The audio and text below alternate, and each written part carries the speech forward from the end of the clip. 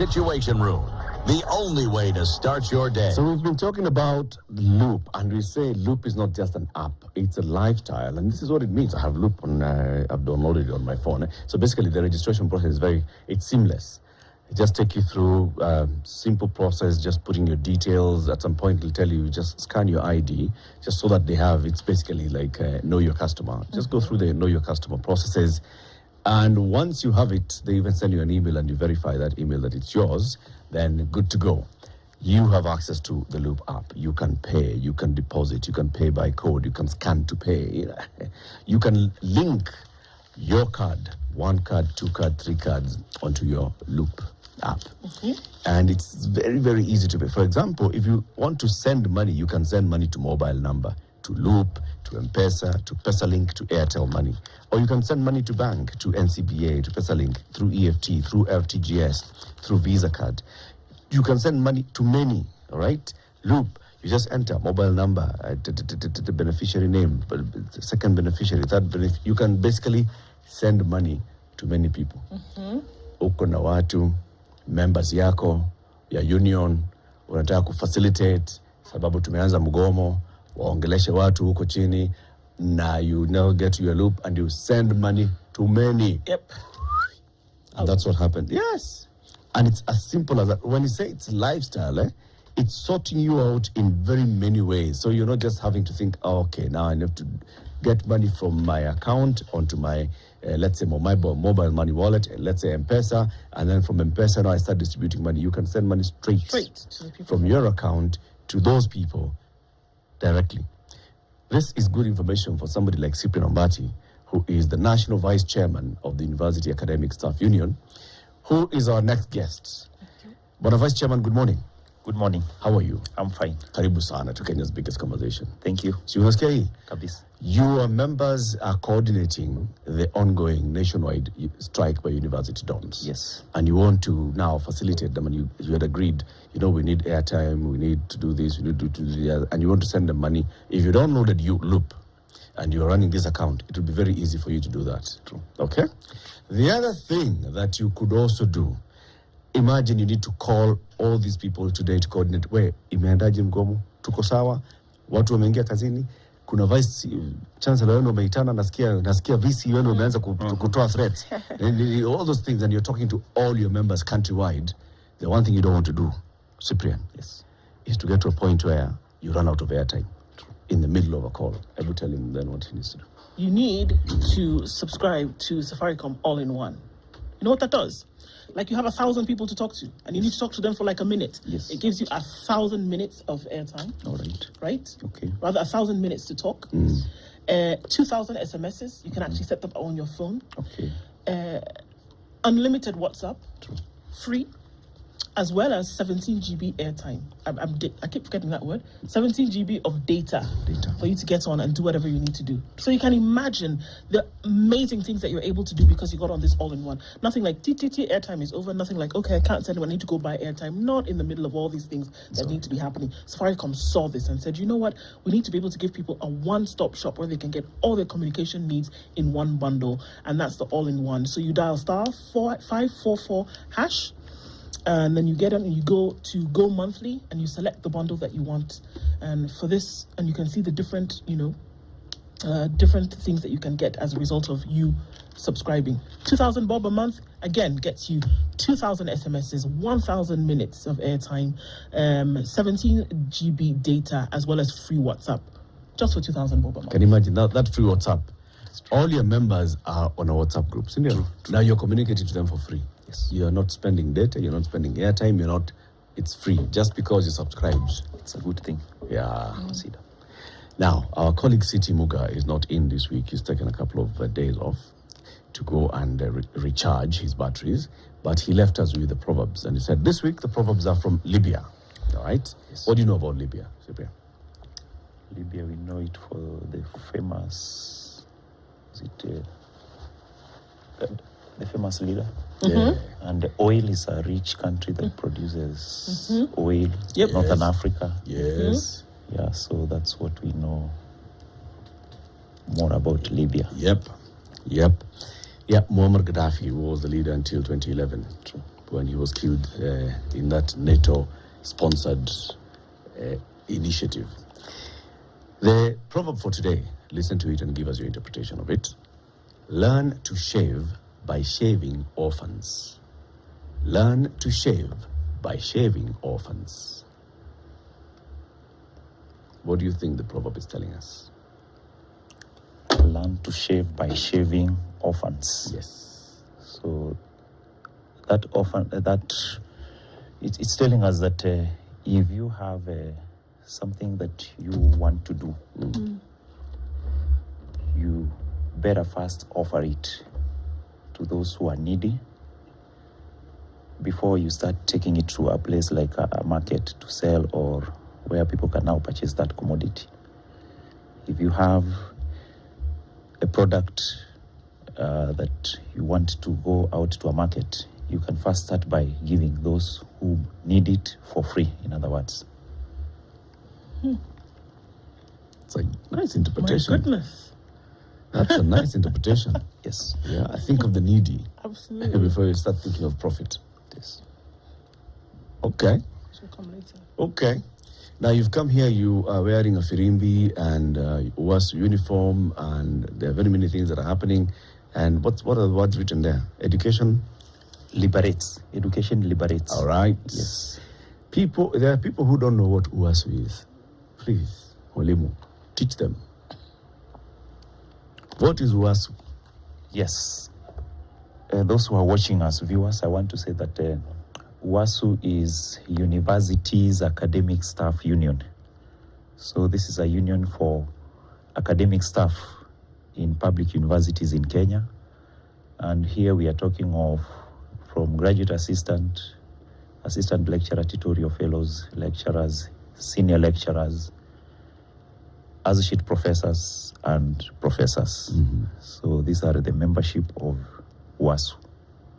How many are you currently? UASU, roughly now we are about 10,000. Yes. 10,000 across the country. active members. Active members. From how many universities? From 38 public universities in Kenya. Okay. Why was UASU formed, and what does it represent? UASU was formed, it used to be there in this first around late 70s. It went through 80s, 90s, but officially it was registered in the year 2003 with the coming in of the new NAC government. Otherwise, it has been there before, agitating for welfare of dons in public universities in Kenya. So I can say it was officially registered in the year 2003. Okay. Yeah. When we talk about welfare of dons here, we speak about salaries, allowances, emoluments, benefits, and all. Yes. Right? Yes. And who then do you negotiate with? Yes. UASU negotiates with councils, because in universities the employer is council. So we have a body of all public universities, which is referred to as Interpublic Universities Councils Consultative Forum, IPUCCF. That is the body which we negotiate with on behalf of government. So the one body. Yeah, he's one body. So the CBA, any collective bargaining agreement that's signed by UASU and Interpublic Universities Councils Consultative Consultative Forum Yes. applies to all University. academic staff in all public universities. Yes. Uniformly across the country. Uniformly, even though again we have another layer where we have also local CBAs. These are collective bargaining agreements that are done between individual now universities. Yes. Even now as UASU, we want to move out of that. We have told them we want to have only one CBA. So currently as we are, we have national CBA, which has some items, and then we have local CBA. Okay. In fact, one of the reasons why we have this strike is because we had agreed that we want a number of items to be removed from what we are referring as to individual or local CBAs, whereby Kisii University has a CBA, Kenyatta University has a local CBA touching on one or two items, but we have a national CBA that cuts across and is implemented uniformly. What are the benefits of having the individual CBAs? There must have been some benefits. The way it was agreed initially, the national CBA used to negotiate basic salary and house allowance only. And you find now what that means is basic salary and house allowance across public universities is uniform.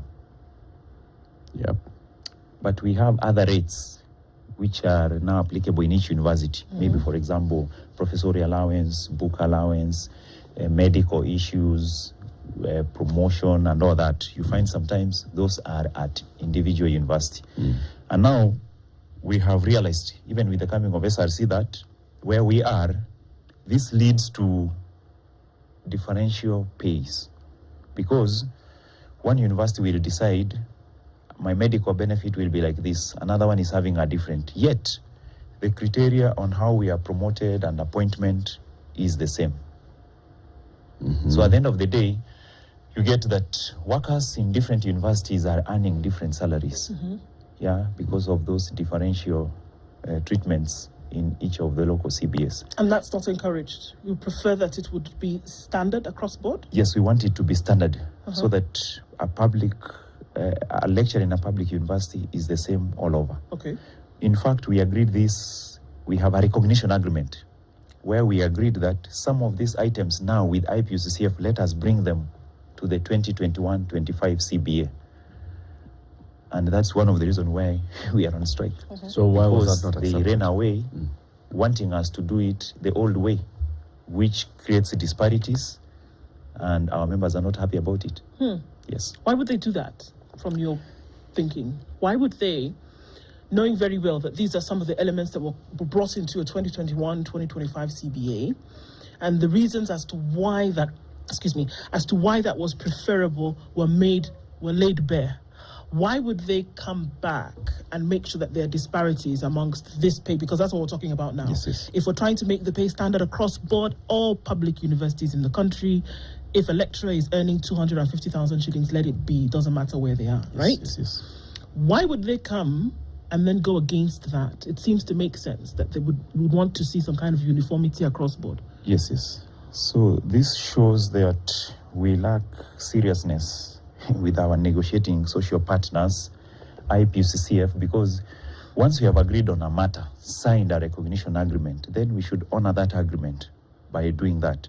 But now when you come to the negotiating table, again, we find they want to say, let us do it the way we have been doing it before, which our members are saying no.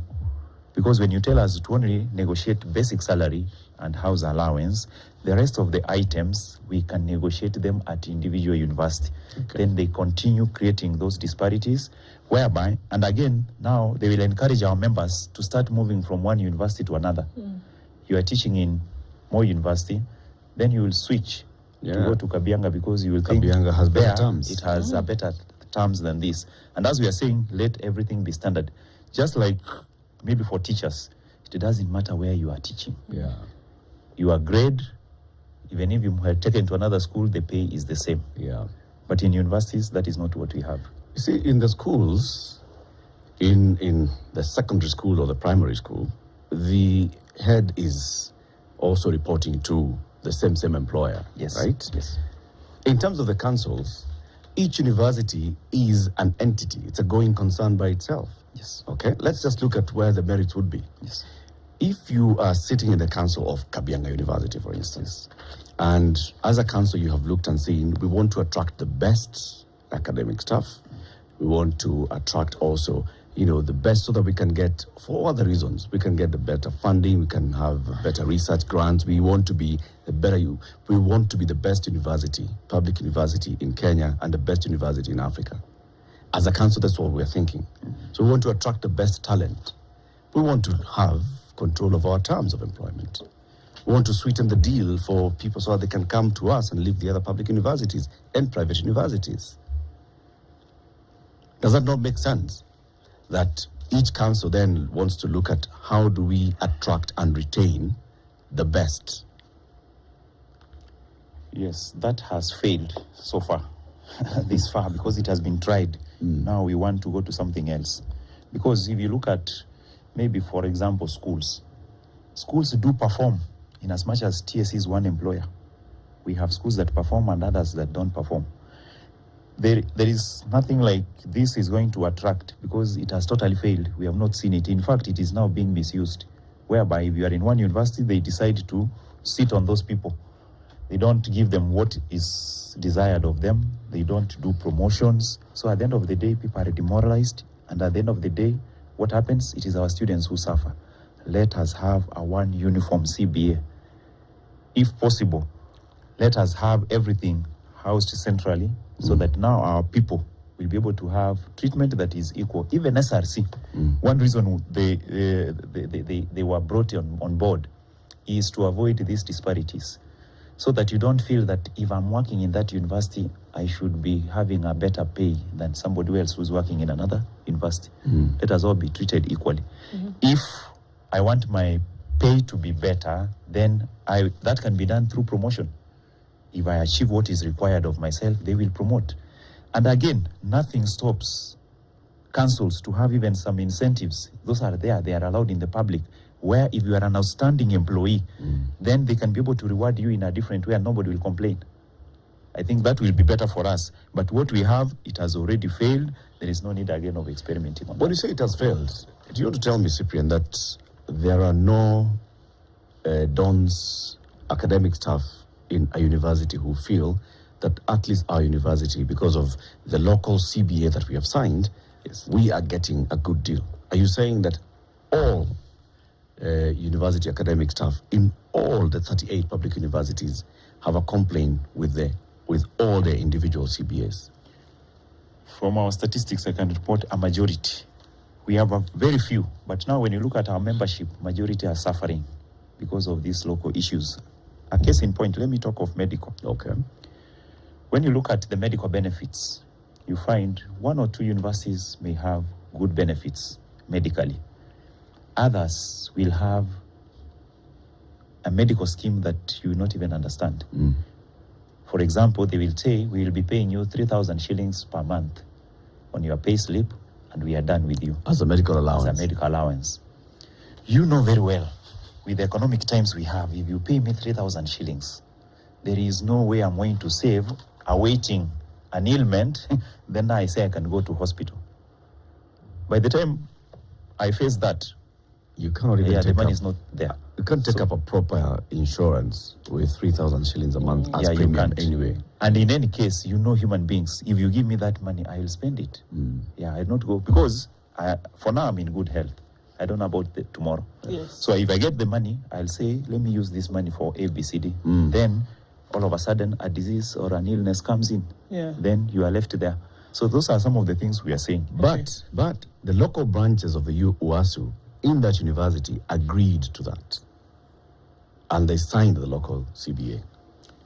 Now, the other thing that is making us to disagree with the some of them are not even signed. You know, in a university we have terms of service, which when you are employed, that's the first thing you are given.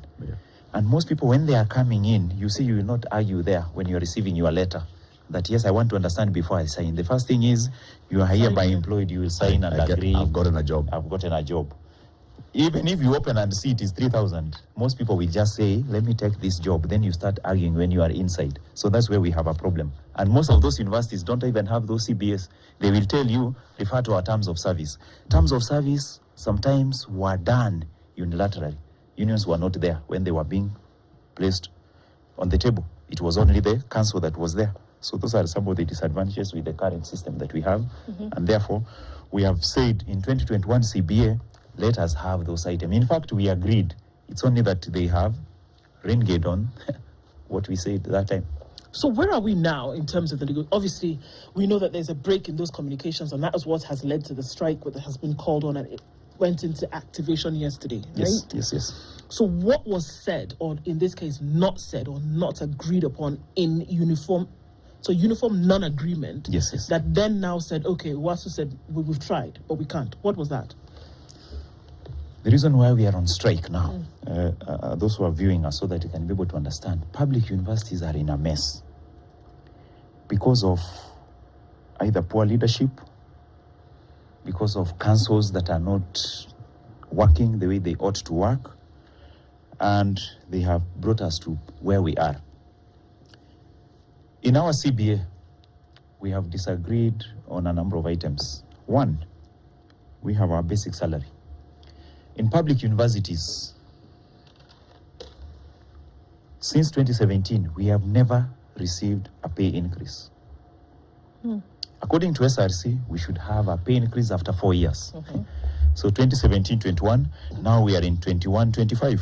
And this means that July 2021, we were to get a pay increase.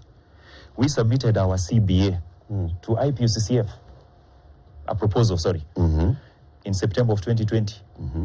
So that within 30 days or so, we start negotiations. Come December, we are clear with the negotiations. Money is allocated and all that. Come July 2021, the CBA begins. We have new salaries. That didn't happen. So we are here, no salary increment. Our other social... since 2017. The last increment was July 2017. Okay. Yeah, so that across means all public universities. So we were expecting to get an increment in July 2021. To date, there is nothing. When we gave the CBA, they dilly-dallied with it, nothing. They haven't come to the table. We only met on the table in the year 2023, last year. So we started negotiations. We have done about 10 or so national negotiation meetings. And the last one was shortly before we gave our strike notice. Yes, we have disagreed. Yeah. They have not given us anything meaningful. Instead, they are telling us that some of our members will receive a 0%. In other words, no increment. And that's the best that they gave in terms of from the other side of the table. There wasn't anything else substantial that you could then say, all right, let's work with this. It was either that or silence? Not really. They gave a 7% increment to the higher cadres. And who are I'm those? talking of professors and associate professors. You see? And when you come to how salaries are done, normally it is the lower cadres who are supposed to get an increment. And the high, who should get a higher increment. Yes, lower cadres should get higher. And the higher cadres should get a slightly lower increment in terms of percentage. But now they are doing the opposite. So 7% to the higher cadre, the associate professors cadres. And professors. Yes. And what the rest of the lower cadres, 0%. To everybody else. That's what they have given. If now I talk of even the rest of the staff from grade 1, university we have grown from grades 1 to 15. But for academic staff, we begin from grade 10 to 15. So since I'm talking on them, 10, our members will get 0. Grade 11, 0%. Grade 12, some of them will get 0, a few will get 3% or something like that. Then now the rest of the grades will get 7. We have said no to that. This is being presented at a negotiation table. Yes. What was the justification? Because even you, when you presented your proposal, you had justifications for each. Exactly. What was the justification for 00007? No, they said that is what they are giving out. That's what they have even given others. But others who are given 7 to 10%. Now, where we are, we have said we also need to be given that 7 to 10% so that the lower cadres get the 10%, the higher cadres get the 7%. I have a feeling there's something here. If the other staff have gotten an increment between 7 and 10%. Yes. Not in the universities. I'm referring to civil servants, police officers, teachers. They have been given for the CBA 2021-25. But public university, here we are. Why would a university, a forum representing all university councils, knowing full well that they have not had a salary increment for their academic staff since 2017, come back and say we shall continue with 0 increment in salary, even in the new CBA, and we're discussing it in 2024? Why would they do that? They are coming to the table. They are saying sometimes it is SRC. SRC is also saying that is the way to go. So because of that, we have nothing other than for us to go out. Is that true? Has SRC recommended no pay rise? We asked for SRC to come to the negotiating table to give those explanations. They refused. Sorry, okay, so the council made it known to you Yes. that SRC has refused Yes. a salary increment across board. Yes. What you're asking is that SRC comes and says that for themselves, that this is what they actually said. Yes, we need Because an you've not seen any kind of communication to that effect from SRC? You see, the way SRC operates is very funny. They normally tell us that we are under no obligation to communicate with the union. We communicate with the employer. With IPUCCF. It is them to transmit whatever information they have to you. Could that be what they've transmitted? We guess, but again, we doubt because IPUCCF is again the one advising SRC that you write a letter to say give them a 0%. You see? Okay. Yeah, that is where we are in public universities. Let's take a break. Because another problem we are having in public universities, the people we are negotiating with are like our colleagues again, vice chancellors, who, according to us, have vested interest that they wouldn't want us to get that increment. Why? Because for them, they are not in that CBA. We are negotiating up to grade 15, but for them, they are above that. They don't benefit. Yes. They don't. Okay. Time for a break. Cyprian Ombati is the National Vice Chairman of the University's Academic Staff Union, UASU. UASU has called a strike, and lecturers across all public universities, 38 public universities, are on strike since yesterday.